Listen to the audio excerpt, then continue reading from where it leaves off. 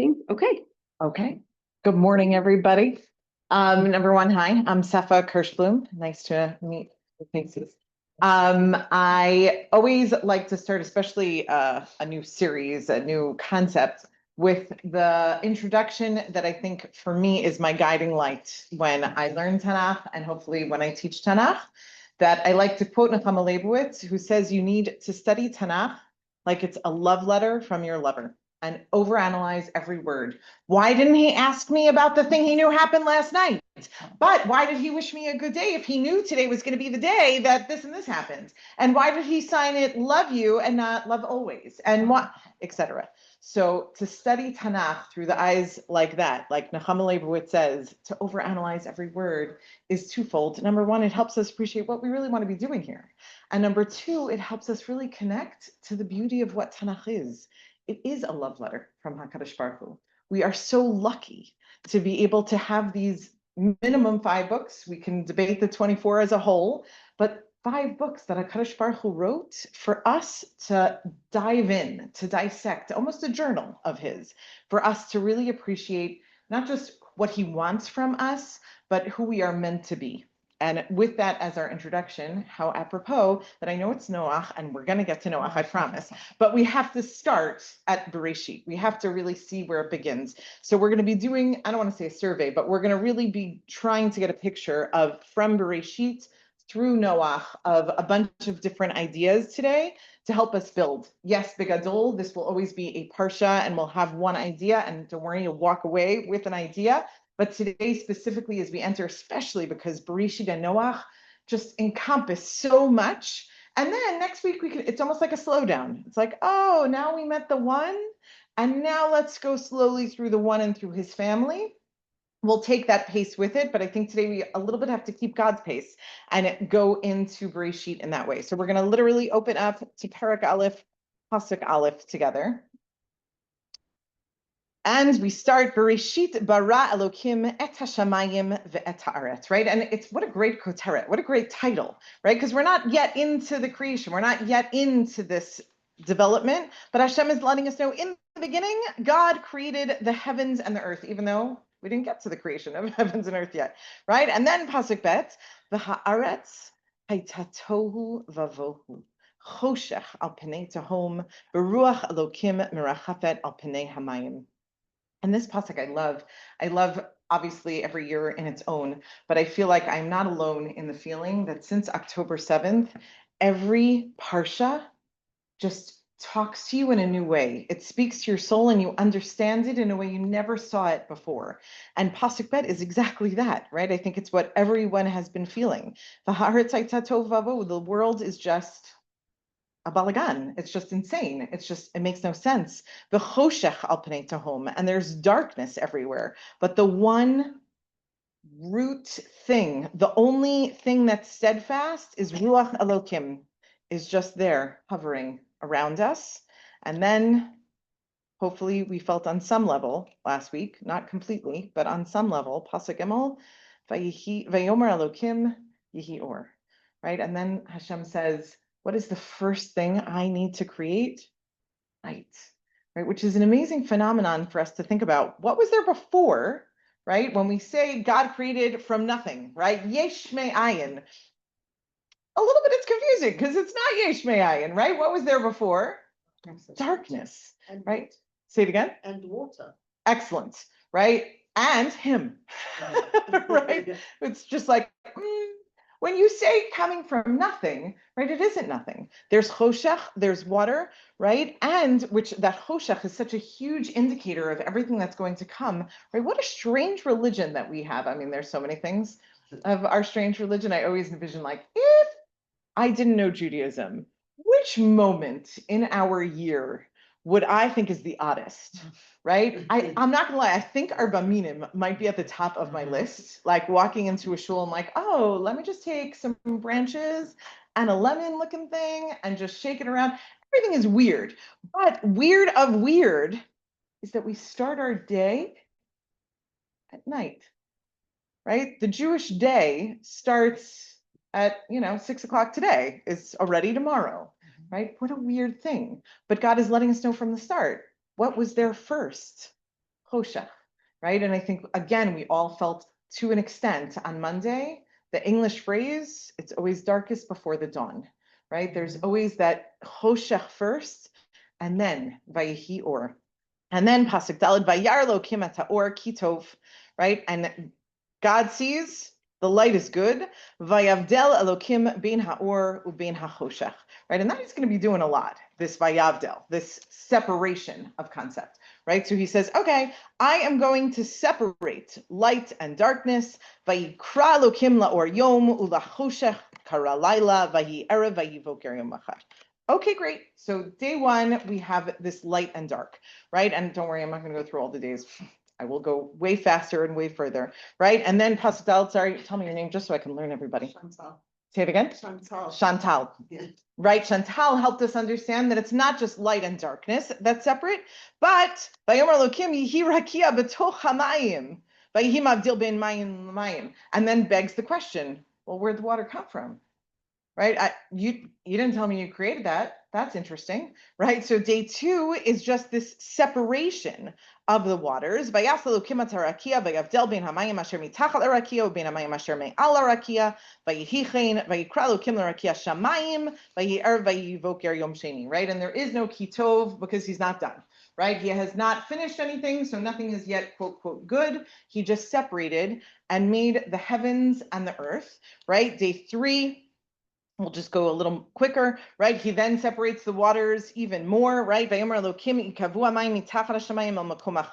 He creates dry land, he creates oceans, etc.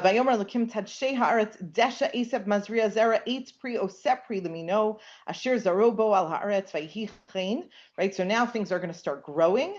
And finally, once he does all of these things, then he sees, again, Vayar ki tov. Now it's good, and day three can be complete, right? And then again, if we were to parallel, days 1, 2, and 3 actually match up with days 4, 5, and 6, right? Because what happens on day 4? Right, well, I guess it's easier to go the other way. We already did what happens on day 1, right? Choshech and or, that separation. So what matches up with it? Because I remember like as a kid, I always had a hard time like remembering, my teacher's gonna ask me what happened, what was created on each day. And until I saw the matchup, I really like had a mental block of like, I think sun, moon, and stars are either 3, 4, 5, but I can't remember, but should they, I don't know. But I'm so thankful to hear that. oh, right? It's very confusing. In my head, like when my kids sing me the song, I'm always like, well, at least thank God they made a song now. Like, because I wish they would have done that back in my day. But once I understood this parallel, it became a little bit clearer, right? If on day 1 it was Vayihi or, right? So day 4 on my chart of matchup, what is the light? Good, the sun, moon, and stars, right? And if day 2 was all about the water, then what's created on day 5? All about the water, right? The fish and everything that's in the water and in the skies, right? Because that was day 2. And then finally, day 6, right? Matching day 3, when there's actual dry land, what goes on dry land? The animals, right? The animals and then us, right? So those match up. And then we get to our climactic moment of us, right? So we're still in Parak Aleph, and I want us to jump to Pasuk Chaf Vav, right? The creation of man. Vayomer Elokim, and God says, Na'aseh Adam b'tzalmenu kidmutenu, vayirdu b'dgat hayam uv'of hashamayim u'babehema u'b'chol haaretz u'b'chol remes haromes haaretz. Right? Let us make man in our image. Right? I'm just going to finish the creation. Pasuk Chav Zayin, vayivra Elokim et ha'adam b'tzalmo, b'tzelem Elokim haraoto, zacharu nekeva bara utam. Right? And what a field day you could have on these psukim, as the Mefarshim do. Right? This is crazy. What just happened, right? We got to meet God in the first 6 days so far, and then all of a sudden this oddity, Na'aseh Adam, let us make man, and so specific, right? But Salmenu Kidmutenu, in our image, and then it tells us again, right? Vayivra Elokim et Adam b'tzalmo, in his image, and in case you missed it, b'tzelem Elokim bara'oto. Right? Just in case you weren't sure how this human is supposed to look or be, let me just keep repeating it for you over and over again. What is God saying? right? And we could have spent the entire year. I could have brought you every parish under the sun, and we still wouldn't be sure exactly what happened. But what could be what God is saying? And I think it begs the question even a step back. What is Tselem Elokim? What is this concept that we are in God's image? And it's always this thing I have. Yes, I want to learn Tanakh like Nechama Leibowitz, but there are days, I don't know if I'm alone in this because I am crazy in weird ways, and I appreciate that about myself. But there are days that I'm sitting and learning Tanakh, or I'm Halavai, I'm listening to Laning and Shul, and I wish it was the first time I was hearing it. I wish I could erase all my preconceived notions and all the ideas I've heard and it like press restart to hear it with fresh eyes. It always hits me the most in Vayechi when Yosef is dying, right? And he calls his brothers in and he says, Pakod yifkod etchem, right? God is going to remember us and he's going to take us out of Mitzrayim. And when he does, please take my bones with you, right? Please don't let me stay here. And I wish I had that feeling, because a little bit I do, of, well, so what happens, right? Does God remember you? And do the people remember to take out your bones? And do you get buried? And what's happening? What goes on, right? But we don't have that lachatz, because it's like, oh, yeah.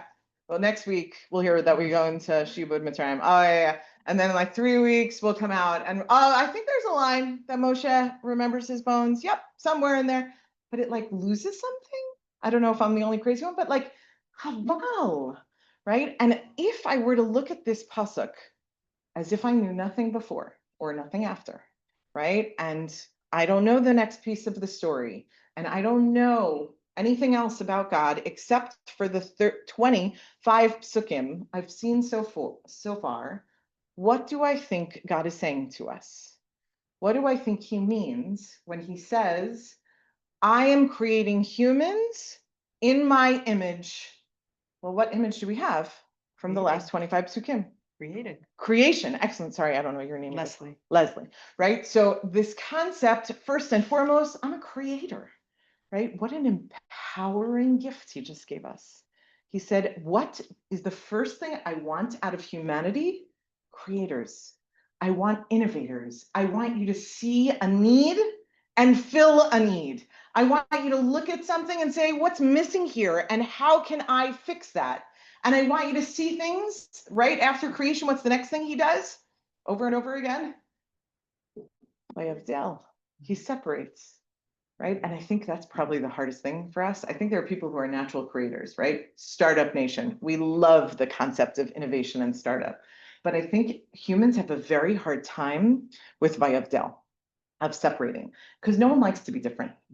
No one wants things to be different. We like things to be all the same, which, don't worry, we're going to spend a lot of time on Migdal Bavel in a few minutes, right? Which God is going to show us exactly what he means over Parshat Noach of all the issues, right? But he wants us to create, but he also wants to acknowledge that in our creation and in the see a need, fill a need, there's going to be tov v'ra. There's going to be things that have to be separated and isolated, as uncomfortable as that's going to be, right? Which I always think back to his quote, quote, first moments. I know it's not his first moments, but it's first moments he gives us. What was he living in before Briat HaOlam? He was in the Choshech. He was in the Choshech that he's saying, what is Or? Or is Tov, inferring Choshech not so much, right? So meaning he gets it. He gets what it means, so to speak, to be in stuff that you feel needs to be isolated and separated. But in my Tzelem Elokim, HaKadosh Baruch Hu is saying, I need you to take part in that. I need you to be part of it, which then helps us understand at least the pshat I interpret, Na'aseh Adam. Who is he talking to? Us, right? Humanity. He's saying, this is my first creation that's not me. It's not solely me, right? Na'aseh Adam. Let us do this together. Because if I'm going to solely create, then you're not a human. You're anything that I have total control over. I don't want total control over you. Na'aseh Adam. I need you part of this package with me. I need you in this with me. And I think, obviously so much is what God is going to show us over the next many prakim, but I think we all have this tug of war, right? Anyone who is zocha to be a parent feels this tug of war of Na'aseh Adam, right? I always think of I wish I made a joke after my first was born. And, after the labor, they then say to you, you have to keep pushing because the placenta has to come out. And at least for me, my first reaction was like, are you kidding me? Like, this is not over. Like, after the kid is out, I'm not done. Okay, I'm not done. I'll keep going. But my joke to my husband at the moment, because as you'll slowly learn my personality over these weeks, please God, right? What did I look at him and say? Oh, I wish it was an instruction manual instead of some, part of him that has to come out that God only knows. Where is the instruction manual with this thing, right? As stupid as I remember going to the doctor 2 weeks into my kid's life being like, okay, so pumping is not working and nursing is not working, so we're on formula. When do I up the numbers? Right? When do you go from 5 milliliters to 10 milliliters? I mean, I get he's supposed to grow, but do I have to come in and weigh him every other day? I remember just being like, why is no one just telling me exactly what to do? Right? And Hashem is telling you literally here, oh, I'm so sorry, sweetheart. Sepha, I know you wish it came with an instruction manual. Not how it works. Na'aseh Adam. It's a process. It's a learning curve. Right? And it's not just a learning curve, it's the wish as parents we have to be helicopters and to hold their hand every step of the way, but knowing when we need to literally let go, right? When is it that time that I don't have to hold your hand when we cross the street? When is it that I'm not going to do your homework for you, even though I know you'll get it right if I do it, and I keep watching you do that math problem wrong, but I'm just going to be like, oh, okay, you do it. Right? Na'aseh Adam is Hashem saying to us, I'm literally giving up my power. I'm giving up my control because the only way you are going to be you is if I'm hands off with the understanding. And I can't even imagine on God level, right? Because as a parent, it's hard. Kal v'chomer HaKadosh Baruch Hu. I need to let go, knowing with full Havana, you will make mistakes. You are going to do things wrong. And by you doing things wrong, this is my world. I just created it, right? I know you're going to mess things up, right? And it's that same concept. After you just wash the floor and the child walks, I know this isn't going to go the way I want it to go, but you said you wanted to pour your own cereal and you said you wanted to pour your own milk. And I am working on this concept of letting go. And HaKadosh Baruch Hu in this pasuk is saying to us, it's okay to let go. It's okay to let go because there's going to be mistakes. And that's okay, right? Which brings us into Perek Gimel, right? I know I'm skipping Perek Bet, but it's the repeat of creation. And again, we're really in Parsha on Noah, so I got to go to Noah. But Perek Gimel, right? And Perek Gimel, again, in my weird way of thinking, I always read, and it always hurts, and it's always that moment of HaKadosh Baruch Hu. Number one, you knew this was going to happen, right? You couldn't have just been a little bit more overprotective.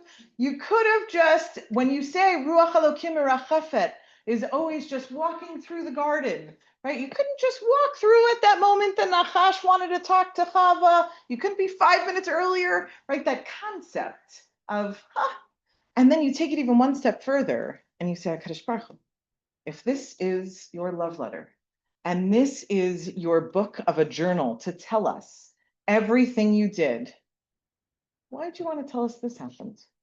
Right? How uncomfortable, right? If I were God, I would just, no offense, but I would have just written, here's the creation of the world. And there was no starting in Gan Eden. Here's the world I gave you with mortality, right? No need to harp on the fact that I gave one rule that they couldn't keep and I had to kick them out. Right? Why include this? But I think it's all still pieces of this Na'aseh Adam. Hashem saying, I'm not embarrassed about this. This is expected. This I get, right? So let's look exactly at this dialogue with Perek Gimel, right? So we won't go into the rules, but we're going to jump to Pasuk Vav. We're going to go all the way in. Vatera ha'isha. כי טוב העץ למאכל, וכי תאווהו לעיניים, ונחמד העץ להשכיל, ותיקח מפריו ותאכל, ותיתן גם לאישה עמה ויאכל.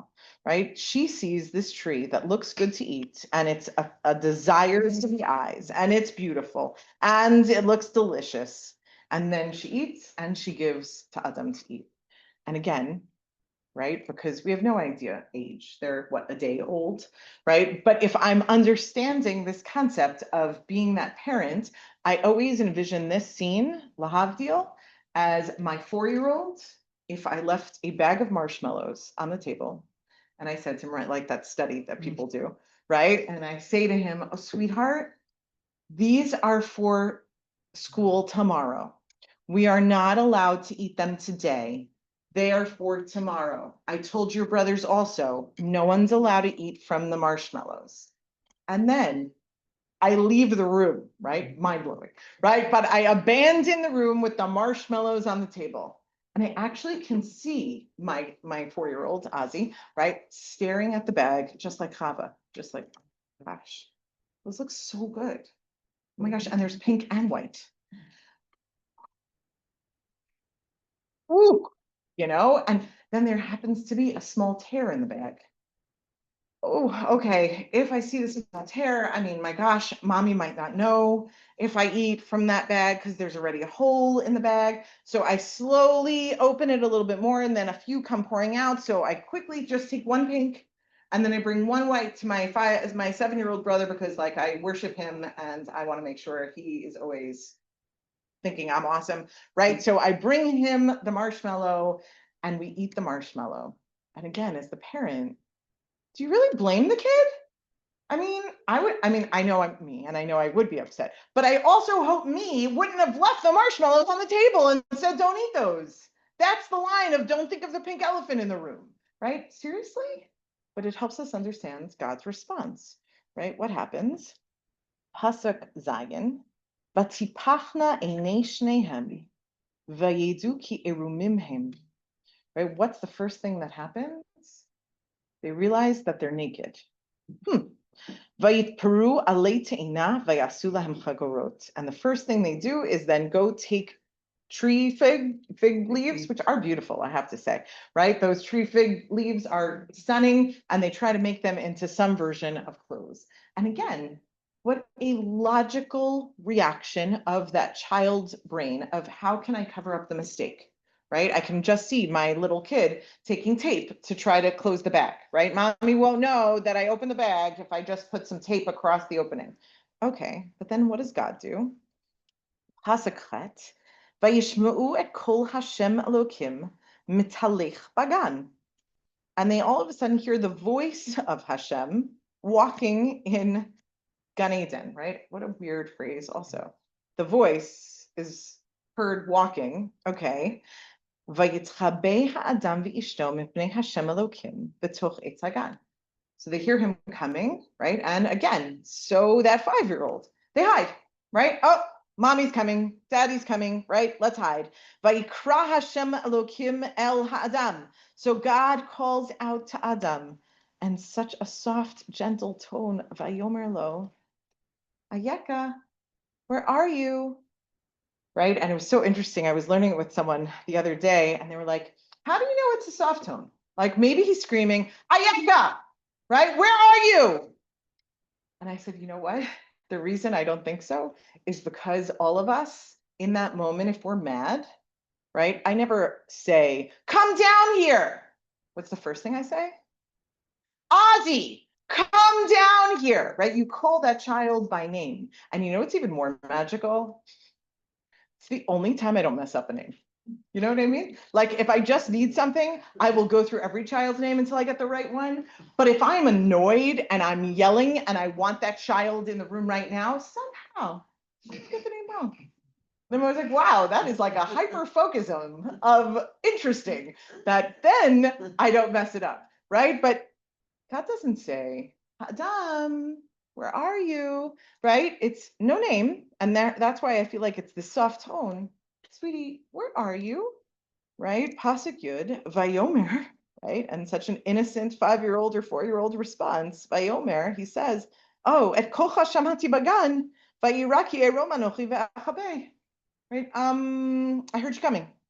So I got scared and I just hid from you. Pasuk Yud Aleph, Vayomer, God's still in such a soft tone. Right? Did you eat from that tree I told you not to? Right? And it's that mind-blowing moment that's not so mind-blowing when we realize God isn't so mad.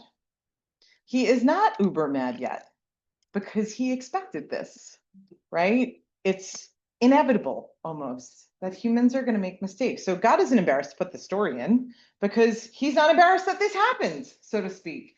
This is what Na'aseh Adam looks like. You're going to make mistakes. So I'm going to help you through it, right? Where are you, sweetheart? Oh, okay, you're not really going with it. You're just telling me why you hid. Okay, I'm going to pull that out again. Well, who told you that you're naked? How did that happen, sweetheart? Still hoping for what Na'aseh Adam really is, taking responsibility. Just say, oof, I ate it. I'm sorry. I know you told me not to. Right. And I never know what to do when my kids do that. Right. Because in my house, the Kav HaDom is lying. Right. That thing, you're not allowed to lie. So when the kid comes home and it was like, yeah, I didn't do my homework last night when I told you I had none. I did. And it's like, oh shoot, now you're telling me the truth. So I'm supposed to acknowledge that in a good way. But I am annoyed because you did lie yesterday. So like, how do I deal with this? But HaKadosh Baruch Hu is stuck here because that's not what happens, right? What happens when he says, oh, did you eat from the tree I told you not to? Vayomer ha'adam, right? And that famous line, ha'isha asher natata yimadi, hi natna li min ha'etz v'ochel, right? And sadly, this does happen with children all the time. It's not my fault, right? The 7-year-old told me you left the marshmallows on the table and he's the one that showed me the hole in the bag.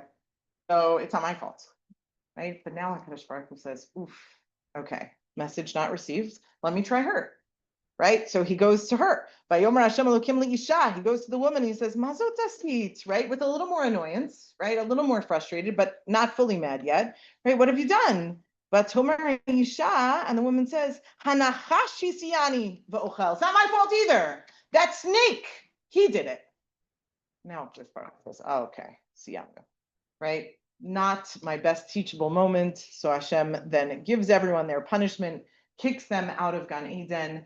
And the question is how they handle that, right? How does everyone handle the punishment? Because again, Na'aseh Adam is this concept. We have to be part of this learning process. We have to be part of this build. What do we do? Right? So what happens? We jump into Perek Daled. V'ha'adam yada et Chava ishto, v'tahar v'tiled et Kayin, v'tomer kaniti ish et Hashem.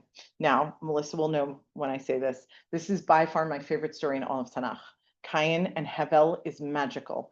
I am not going to be doing it super in depth right now. I'm so sorry, but it is so fantastic. Kayin is amazing. I will start with that, but we will quickly go through the story because it's part of this build that we're getting to with Noach and Migdal Bavel, right? That pasuk is also super weird if we're, dissecting everything, right? I don't know where everyone grew up, but I can speak for the New York, New Jersey area. In 4th grade, you learn something in Ivrit that I found out, I don't think they teach here. So far, my oldest is in 4th grade. We have not yet learned it. It has not come home in Ivrit class, right? The Vav HaHifuch, right? Where did you grow up? I was about to say, I know there was an accent, but I don't. Did they teach you the Vav HaHifuch? Not long after 4th grade. Oh, long after 4th grade. Okay. Anyone else learn it at a different point in time? Melissa taught it. Yeah. You taught it? 4th grade. And did you teach it? See, it's the 4th grade curriculum. It might have been 3rd, like they Right. start. They start earlier now. Even better. What As is a it? pedagogical thing. Sorry. Oh, what is it? She said. Oh, I'm about to tell you, don't worry. The Vav HaHifuch, which pedagogically, I have no idea why we ever teach it at all, right? Is this concept of a Vav that if a word is in future tense, it inverses it and it makes the word past tense. And if the word was past tense, you put that magic Vav in front of the word and it goes the other way and it makes it future tense, right? Meaning, and this is the only reason you would ever learn it, which should be in 1st grade, is for Chumash, because Chumash is written all in Vav HaHifuch, right? If I want to say, and Moshe told the people, right? Vayomer Moshe, al bnei Yisrael. Vayidaber Moshe al bnei Yisrael. Vayomer Hashem el Moshe. Vaya'as Moshe. Right? That vav hayifuch is how Torah was written. But no one in modern Hebrew uses a vav hayifuch. Right? You would sound not even Tanachi. You would sound, it's not just Shakespearean English. It's ridiculous. No one uses a vav hayifuch except for God. And when I say except for God, only in Chumash. Tanakh is not written with vav hayifuch, just Hamishe Pumshe Torah. And it begs the question, why? Why did God write Chumash in Shakespearean Hebrew with this weird vav hayifuch? Right? Why do you do that? Everyone feel free to guess. Right? Because, meaning Hashem wanted to say, right? And Moshe said. Now, if I say and Moshe said, that's technically past tense. So in 2025, when you are learning Chumash, Hashem says, I want you to know, this is in the past, it's not happening right now, they're all dead, right? But to the characters in the story, it's present tense. It was happening on the fly. You should feel like you're reading the story that's happening to them in their present tense. So how can I write it in a way that's present to the characters, but past to you?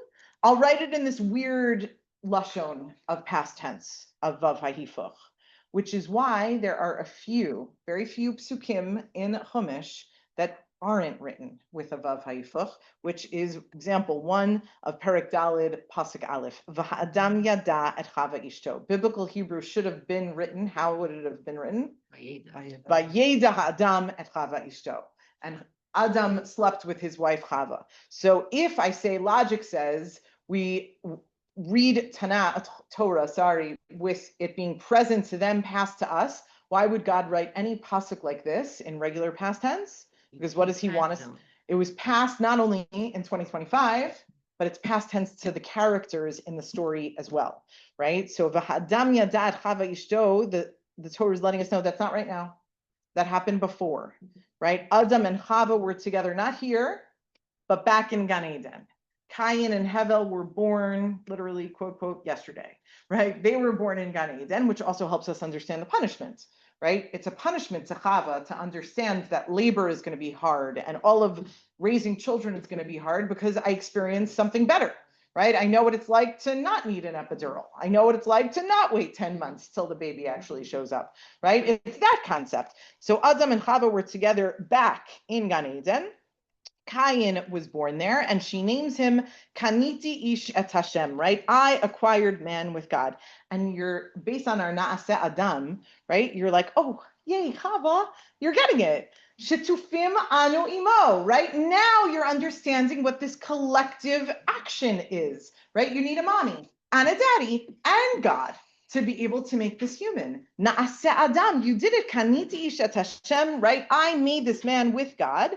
Vatosef laledet et achiv et Hevel, vayi Hevel roatzon, v'kayin hayo oved adama. Okay, fine. Again, we don't have time today to go through their jobs and all their nuances, but they're splitting up, divide and conquer. Vayihi miket yamim, vayave kain mipri adama min chalashem, right? Time passes.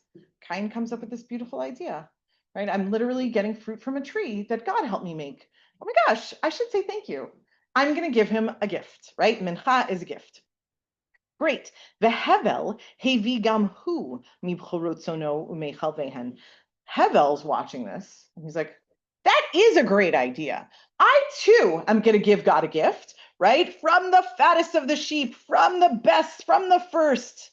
Vayisha Hashem el Hevel vel minchato. Hashem turns to Hevel and his gift. Vel kain vel minchato lo sha'ah. But he doesn't accept Cain's. And Cain is livid. And he's in shock, right? His face falls. I always see like a jaw drop, like, OMG, right? What do you mean you didn't accept my gift? And now we have to ask the question, why? Why did you ignore his gift, God? Because everything would have looked a lot better in the end of this story had you just accepted the gift, right? These psukim, for me, brings me to Mother's Day. Do you have Mother's Day in South Africa?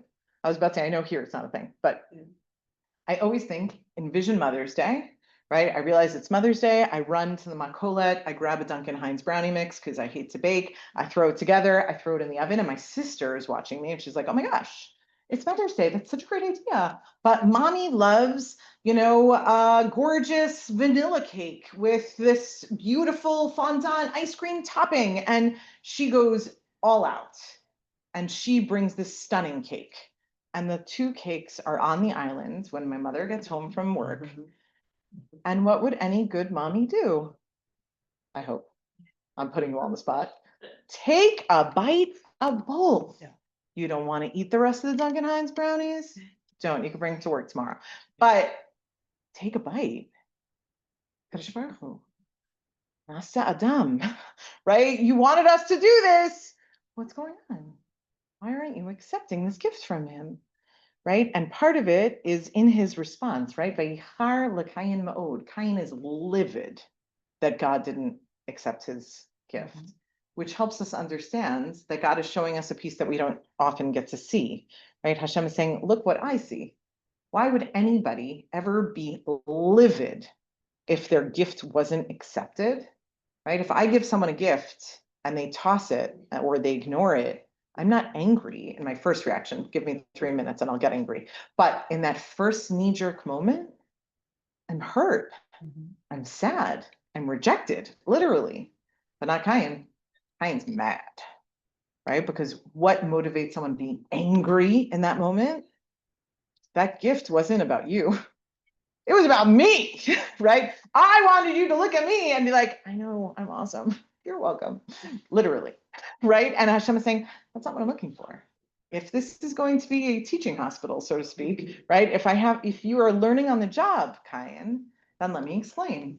Kavana counts. Intention matters. And therefore, fix it, which is exactly what God says to him, right? In Pasuk Hey, in Pasuk Zion. But I'm just off all over the place. Vayomer Hashem el Kayin, Hashem comes to Kayin and he says, Lama charalach v'lama naflu fanecha. Why are you so mad? Why are you in shock? Halo im teitiv seit. If you want to fix this, you can. You will be successful if you do. V'im lo teitiv. But I warn you, sweetheart, if you don't fix this, la peta chatat rovetz. Sin is literally waiting at the door to pounce you. Ve'elecha teshukato. It's only focused. You're what it does all day, right? Just sitting and wait. But I'm your designer, right? Yes, I created you, but more of a designer here. Ata timshalbo. You have the koach and the power and the potential to rule the Yetzer Hara. It's up to you, Kayin, right? And as that hard moment as a parent, right? I imagine Gan Eden might have been a little bit hard for God. This scene, for God to literally let the kid cross the street on his own, for God literally to send his kid to school knowing what could happen with that friend because your kid doesn't know how to socially say the right thing at the right time. That moment, that pit in our stomachs that we've all felt at some point, that's what God is feeling right now. Okay, I can't control this because if I control this, right, helicopter parenting will look good in comparison to me. I just have to let go and see what happens. And Vayomer Kain al Hevel achiv vayihi biyotam basadeh, right? And Kain says to Hevel in the field, no idea what he says. Vayakam Kain al Hevel achiv vayargehu. And Kain gets up on his brother and he kills him. And there's so many moments, your heart breaks for HaKadosh Baruch Hu, like Chet HaEgel, Chet HaMeraglim, my heart breaks for HaKadosh Baruch Hu. But here, I just literally want to sit and cry with him. Like, didn't work. But didn't work. What's God's response? Pasuk Tet, Vayomer Hashem el Kayin. Hashem comes to Kayin and he says, Ei Havel achicha, where's your brother Havel? And you're just like, wow, God, if I didn't think you were awesome at Briat HaOlam, I'm in awe now, right? That calm, that generosity in that moment, wow. Because again, God says, you don't see what I see. And kavana is the most important thing. And his kavana wasn't to kill him. He doesn't even realize he killed him, right? Which we'll see in a second. Where's your brother Havel? Vayomer, right? And Kain responds, Lo yadati ashomer achi anochi. I don't know. Am I supposed to keep tabs on him?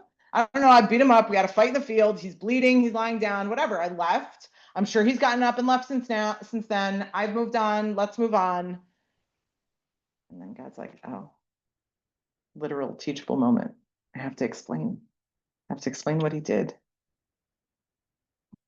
Pasuk Tet, I'm sorry, Yud. Vayomer me asita, Kain, what have you done? Kol dmei achicha tzoakim elai min ha'adama, your brother's blood is screaming from the ground. Vata, and now arur ata, you must be cursed. Min ha'adama asher patzta pia lakachat et dmei achicha miyadecha, the land that accepted your brother's blood, we can't go on like this. Ki ta'avod et ha'adama asher lo tosif tekochalach, you'll continue to work the land. I'm not changing the punishment of Adam, right? That's staying, but you're not going to reap the benefits in the same way. Navanad tiya ba'aretz, you will be a wanderer in the land, right? And many interpret this as cause and effect, right? I'm going to work the land.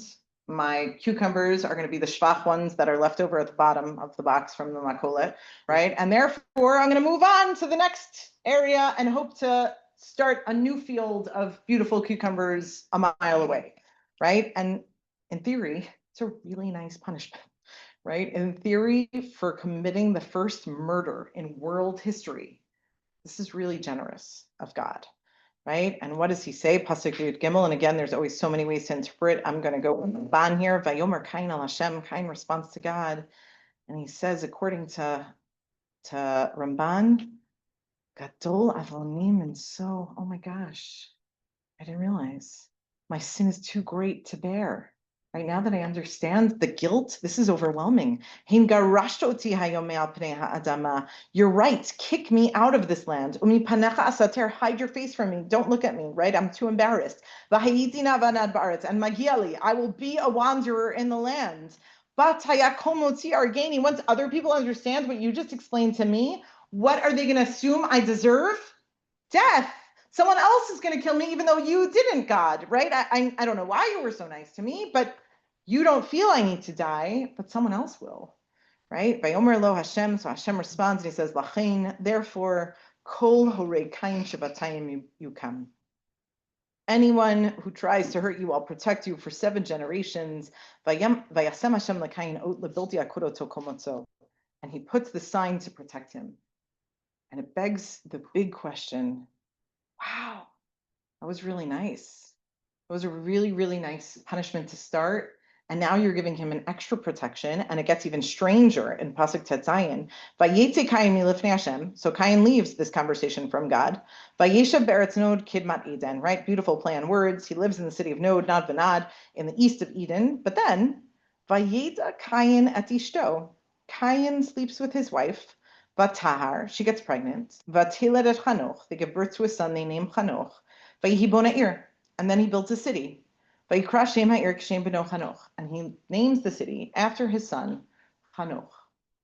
Now in English, to me, that pasuk is the definition of the phrase to settle down, right? You get married, you have a kid, you build a city, and you're in that city long enough to name it after your child is the true definition of to settle down in life. But what was his punishment? Navanat, right? You may not settle down. You must wander for the rest of your life. This gift of a punishment seems missing, which is why I love that Ramban, because God finally got what he was looking for in the building of humanity. What did Cain do? He's the first person to do what?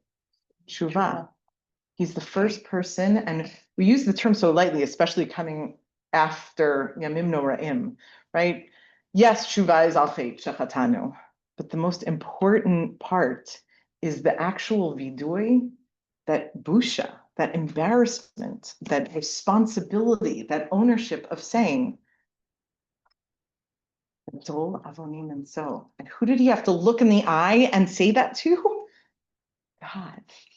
Right? Halavai on Yom Kippur, that I'm feeling God is in front of me when I'm saying it. I'm just like, wow, this is very, very, very long. Right? I mean it. You're right. There are definitely a lot of those. But do I really feel HaKadosh Baruch Hu standing in front of my face, that I have that busha of all the things I disappointed him in? But what's crazy about the story of Cain is I think from God's perspective, he ends the story with shlemut. Okay, all right, we got one. we got one who gets it, which is why he lets him live, right? We're about to enter Parshat Noach in a minute, right? The story of the ultimate restart button, right? And God doesn't press restart on Cain. He lets him live because he was following the path that God was hoping, because he did Shuvah, which is why we're all from Cain, right? Naamah, Noach's wife, is a descendant of Cain, right? So what's amazing here is Hashem is saying, I'm not embarrassed to document this story. This is how it's supposed to go. So let's keep going, right? Almost like I feel like God is charged at this moment. Like, okay, some mistakes, some mishaps, but we are on the right path. We are going strong. Okay, so we go through the genealogy of Cain, which we can skip. Great. Then Shet is born at the end of Perek Daled, that Adam and Chava have another child. Okay, great. And that also gives almost a vibe of hope, right? Adam is now going back to Chava, right? And we're going to try again. And maybe we'll get the message that Cain gave us of Hanoch, that what was missing, there was no education, right? Where Adam and Chava in the whole story of Cain and Hevel, right? MIA, right? Now they're getting the message, no, parents aren't MIA. You are supposed to be part of this package, so to speak. So we continue and we jump into Perek Hey. Pasuk Aleph, Zeh Sefer Toldot Adam, B'yom Baro Elokim Adam B'dmut Elokim Asaoto, which helps us understand why God is giving us a recap again, right? God is letting us know, okay, great. There's hope again, right? I'm going to tell you about humanity because this is the goal for humanity. Na'aseh Adam, we're going to do this together and everything's going to be great. And we go through the descendants of Shet and we keep going until Noah. Hold on 1 second. So we jump towards the end. No, we can just jump into Perek Vav, right? Perek Hey is literally genealogy, literally going through until Noach is born. And now Perek Vav, Pasuk Aleph, still not Parshat Noach. Don't get excited, right? We're not there yet, right? But here we have Vayehi ki hechel ha'adam larov al pnei ha'adama ubenot yoldu lahem vayir'u bnei ha'elohim et benot ha'adam ki tovad hena vayichu lahem nashim mikol asher bacharu. And now things are getting messed up. Right now, there's this weird story of who are these people, who are these girls, who are these boys, what is happening, and all of a sudden we just hear God's response. Pasuk Gimel, Vayomer Hashem, Lo yadon ruchi ba'adam lolam, b'shagamu basar. I cannot let humans' mortality keep going. Right? It's too much. They're terrible. V'hayu yamav me'ah ve'esrim shana. What must I do? Cap it. Human life, mortality must be capped at 120. And what's so powerful about this, sorry, yeah, that's what I said. What's so powerful about this is, I know we're still building Noach, but who is the first and only person in Chumash to actualize this? Moshe, right? And just hold your spot for 1 second and look at the final perek of Zod HaBracha, of all of Torah. Right, it really does come full circle.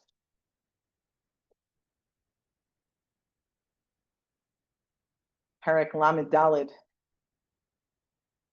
Pasuk Zayin, Umoshe ben Me'av Esrim Shana b'moto. Right, Moshe is the first one to do it, giving us that feeling of what we are going to be building together this year. Of literally, that's what Chamishe Torah is going to be building. This humanity to perfection of actualizing potential. The first one who could do it is going to be him, right? Because how long does Noach live? I always forget, 900 something. I have to double check it. But even when we go through the generations, Abraham, 175. Yes, Yosef is under and he's 110, but he's the anomaly, which is why it highlights everyone else is alive as he's dying on his deathbed, right? So here God is declaring, here's how it's supposed to look. It's supposed to look that humanity is going to only live 120 years. We have to build towards that because God is never in a rush, right? As we all know all too well. God's sense of time is not our sense of time. He is not lachutz the way we are lachutz, but he's saying, this is what I'm building towards.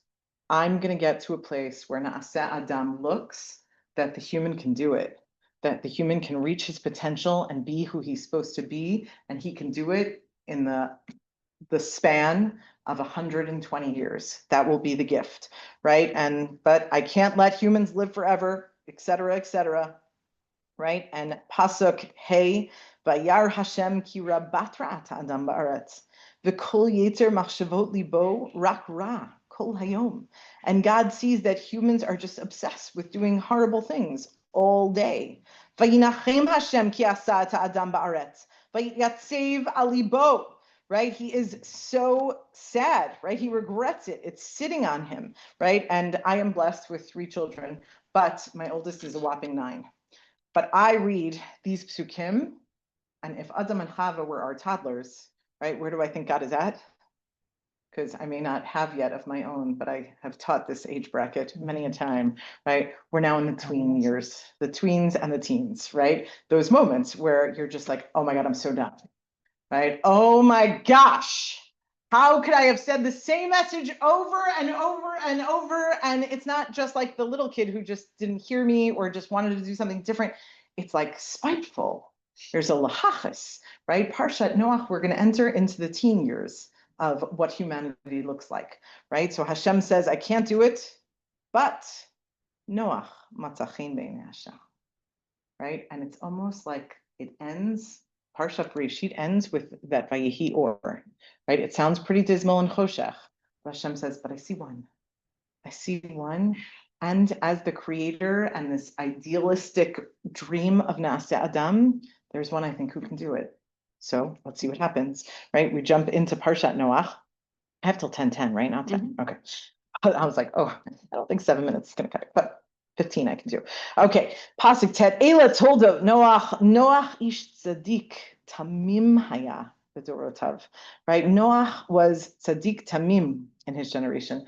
And that word tamim, again, if I'm thinking about the teens of this generation, right? What a rarity, right? How many high school kids do you know that are tamim, right? Halavai. And Hashem is saying, no, but when you find that one, that's where hope lies, right? Tamimus, that such a gift, right? Et Elokim et Elech Noach. He followed and walked with God, right? Vayoled Noach shlosha banim, et Shem, et Cham, ve'et Yafet, v'tishachet haaretz lifnei Elokim, v'tamalei haaretz Hamas, right? And the land is filled with Hamas. And what is this Hamas? What is going on in this generation? That this is not Gan Eden of eating from the tree. And this is not Cain killing Hevel. And this is so bad that God says, I must press restart. What did it look like, right? What was Dor Hamabel? What have we heard over the years?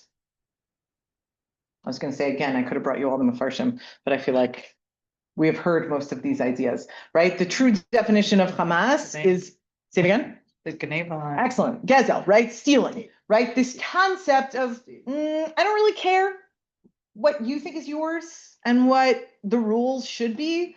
I make my own rules, right? Very similar to in Shoftim when it describes Isha Yashar Be'einav Yaseh, right? Everyone just did whatever they wanted. My money, your money, doesn't matter. I can just take because I don't care, right? It was this lack of understanding that someone else had value and that someone else's value was actually theirs, right? And therefore God says, I can't work with that, right? Because, right, if we go back to everything we've said about Naaseh Adam, right? He's saying, wow, if you're so corrupt that you don't even appreciate the value of another human, we have a problem, right? It's not of just their life, but of value.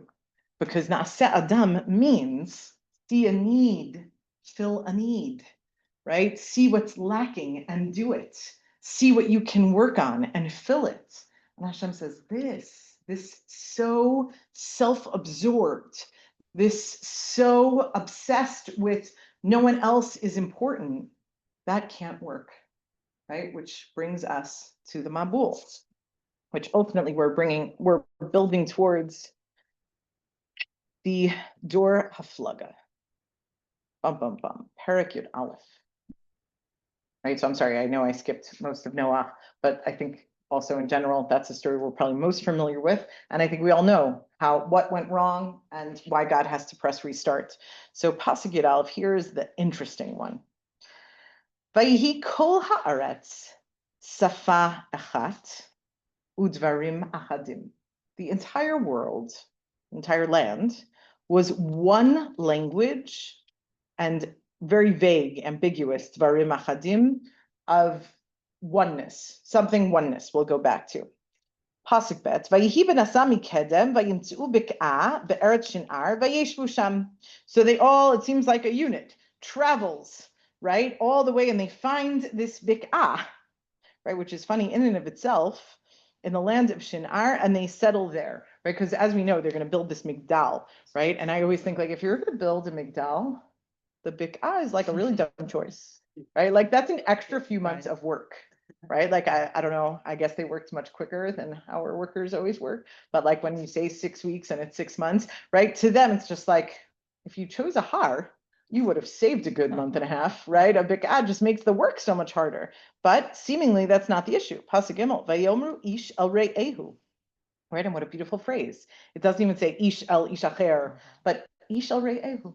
He says to his friend, Havanol benala beinim v'nisrifa l'srifa v'tihi lahem al veina la'eben v'hachemer haya lahem l'chomer. What a weird pasuk also. Right, let's build stuff, right? And the blocks will be blocks. And the cement will be cement. Right? Like you just feel their excitement, but you're just not sure why, right? Vayomeru, and they say, Hava nivne lanu ir.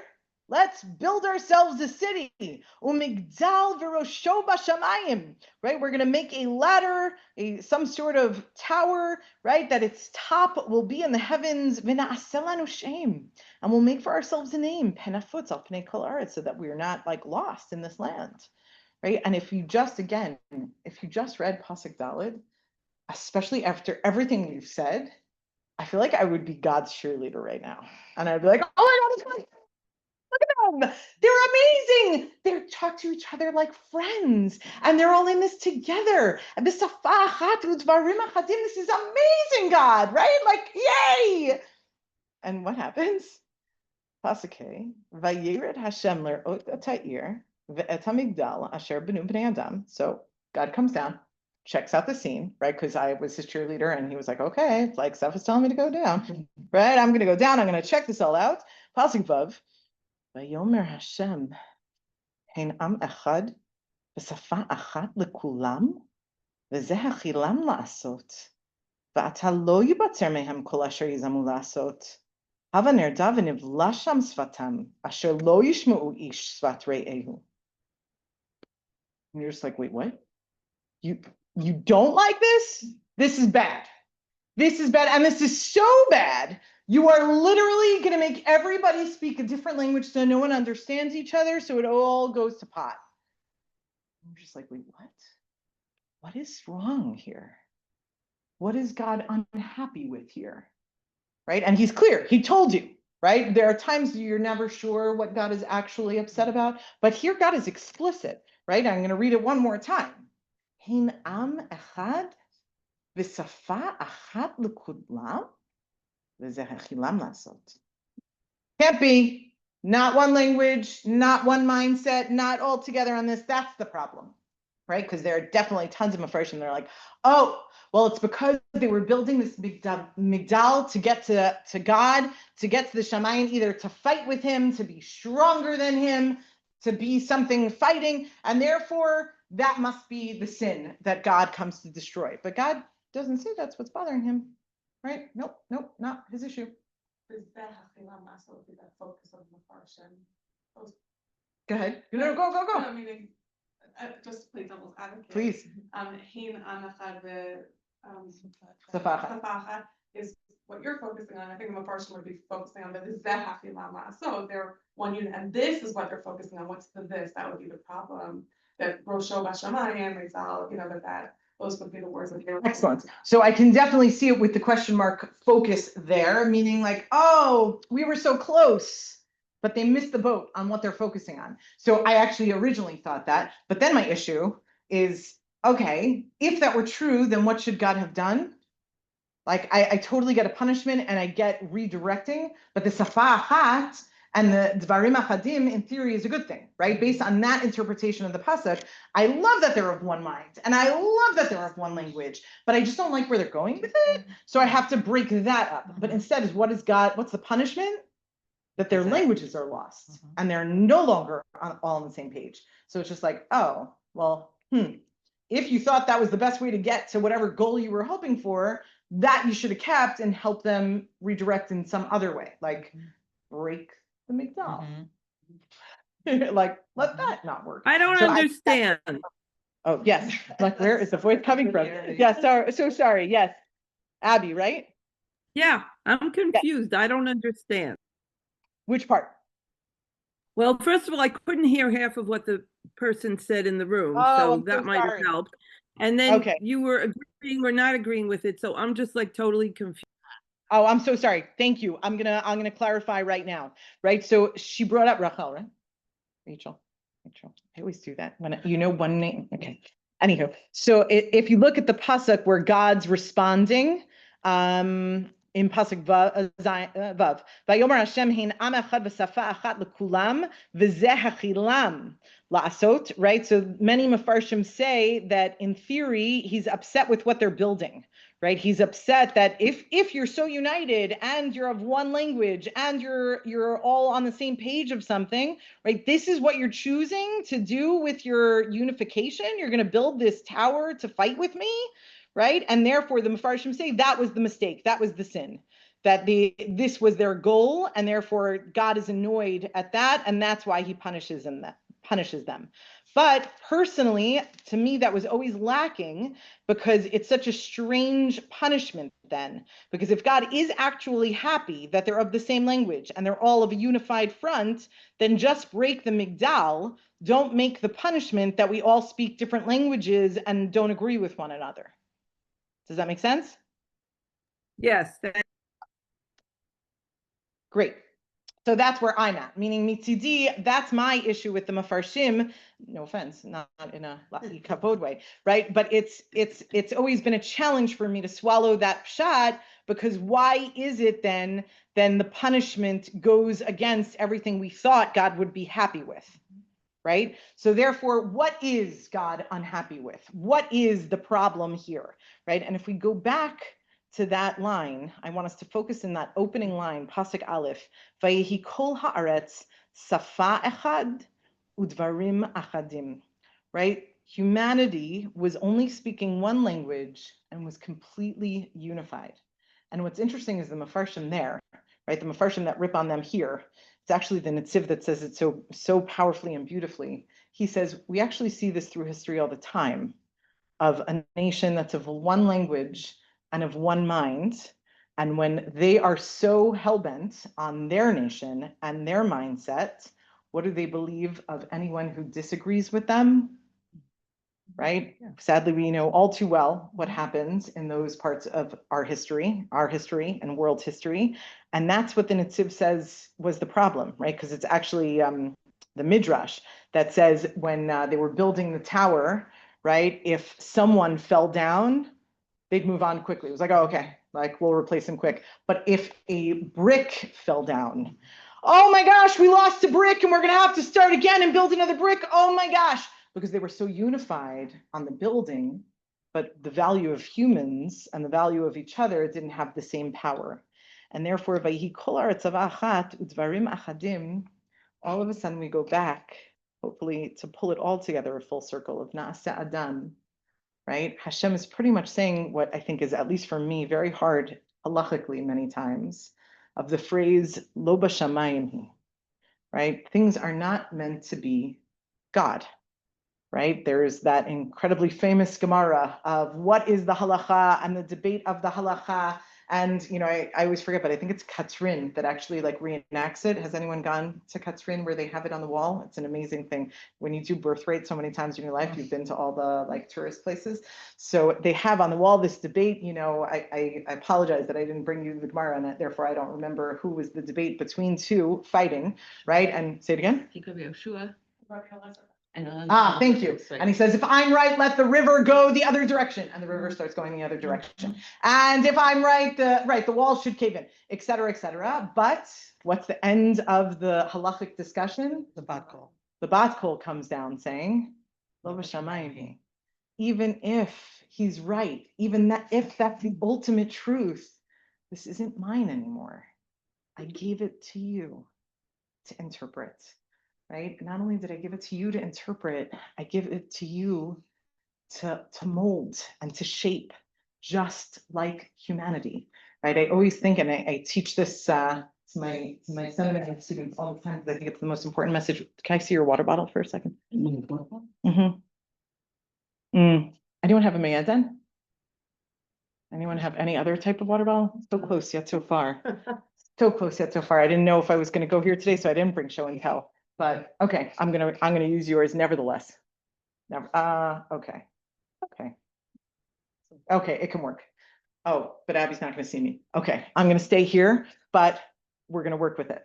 Okay, I always think of the idea of why Har Sinai, or why the Torah was given on Har Sinai, right? Why did HaKadosh Baruch Hu choose to give the Torah on a mountain rather than like this, right? Rather than what's a normal way to give over information, with the person in the front giving it to the people in front of them, right? And what's the idea of Har Sinai? Har Sinai is a mountain, which means that Rachel, right? If I ask you to say what you see on this side, right? If you could describe it, I know Abby, I'll just show you.